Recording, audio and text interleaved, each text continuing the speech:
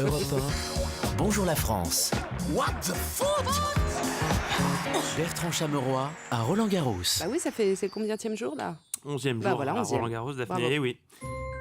Vendredi 8 juin 2018. Cher journal, voilà maintenant 11 jours que je me balade dans les allées de ce prestigieux tournoi qu'est Roland-Garros pour Europe numéro 1. Au cours de ces presque 2 semaines, j'ai appris tout un tas de choses. Comment travaillent les ramasseurs de balles, comment sont entretenus les terrains.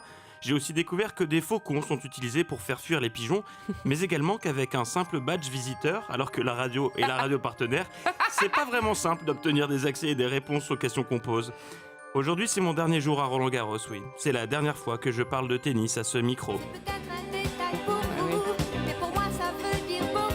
Ça veut dire que j'ai pris 10 piges dans la tronche, et pour ce dernier what de faute du très lourd Daphné, à 2 jours de la clôture de la compétition, une sombre affaire vient plomber Roland-Garros, l'affaire dite du klepto. Ah, racontez-nous. C'est le journal argentin La Nación qui a publié ces révélations.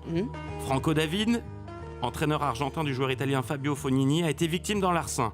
Les faits se sont déroulés le 29 mai dernier entre 14h30 et 16h30, alors que Fognini ne faisait qu'une bouchée de son adversaire. Au même moment, son coach, qui l'encourageait depuis les tribunes, s'est fait dérober son sac. À l'intérieur, de l'argent, son passeport argentin, sa green card et des affaires de sport.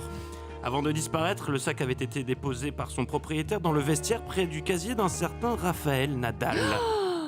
C'est Raphaël Nadal qui a volé le sac? T'as pas Daphné Donc, de ce dire serait ça. Non mais dingue. respect aux idoles. Non, d'accord. J'espère que Corinne Boulou vous a pas entendu dire Non. cette Ah, énormité. ouh, là, non. elle me gronde, la Corinne. Non.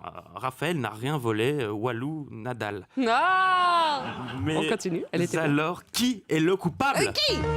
Pour tenter de le démasquer, Franco David a demandé de visionner les bandes des caméras de surveillance du couloir menant au vestiaire. Selon lui, sur les images, on y verrait la silhouette d'un homme sortant de la pièce avec ce qui semble être l'objet du scandale, le voleur qui aurait pris soin d'éviter l'axe de la caméra.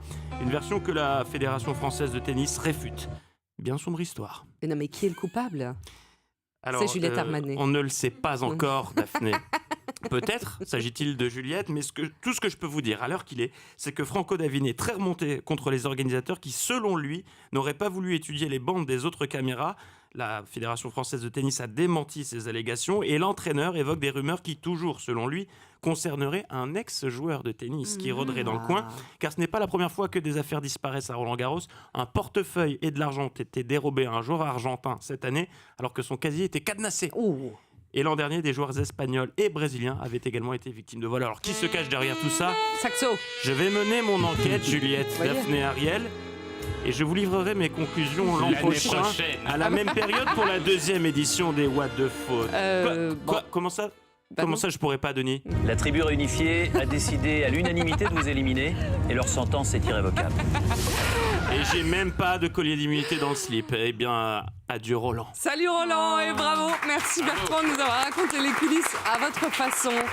Merci à l'organisation de Roland Garros, évidemment. Vous Bien pouvez continuer à sûr. suivre la finale d'ailleurs ce week-end. En tout cas, j'ai bien aimé les coulisses de Roland Garros avec vous. Franchement, j'ai appris plein de choses. Merci beaucoup. Merci Daphné.